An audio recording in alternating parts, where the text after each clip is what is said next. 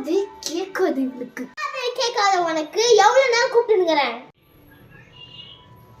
அம்மா சாரிம்மா, எனக்கு கேட்கல.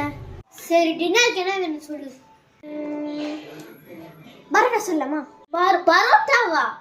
மைதான் சொல்லு. எல்லாருக்கும் அதுக்கு சாப்பிட்டு ஜுரம் வந்துருக்கு. வேற என்ன சொல்லி தோல.